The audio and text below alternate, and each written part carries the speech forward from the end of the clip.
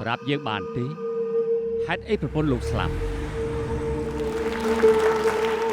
Jeffrey Adam ជានាយកក្រុមហ៊ុនរបស់គ្រួសារខ្ញុំ បងនឹងមិនបាច់ធ្វើសាស្ត្រាចារ្យរហូត ប្រាក់ខែបង្រៀនរបស់បងប្រាប់រងបាន បានហើយសូហ្វៀ មានតែខ្ញុំទេដែលអាចដេញក្បាលបងបាន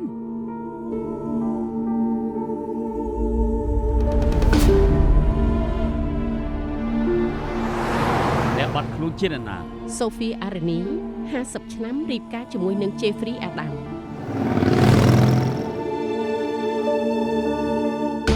ហេតុអីបានជាសពប្រពន្ធខ្ញុំបានទៅបែបនេះ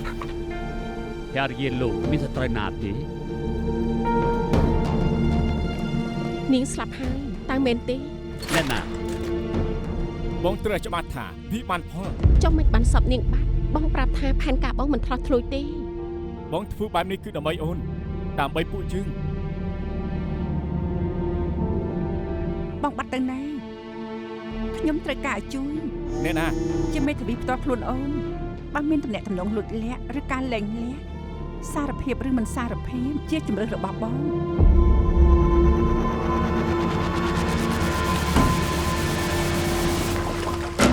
ខ្ញុំសង្ស័យលោកសម្រាប់ភរិយាខ្លួនឯង ខ្ញុំស្រឡាញ់ប្រពន្ធខ្ញុំណាស់ គិតថាខ្ញុំល្ងងមែនទេសម្ដីលោកនិយាយចេញមកមិនបញ្ជាក់ថាលោកកើតទុកអីបន្តិចសោះ ខ្ញុំមិនបានសម្រាប់ប្រពន្ធខ្ញុំទេ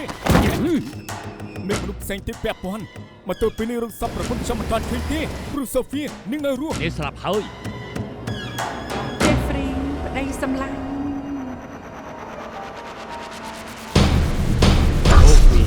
ទៅរស់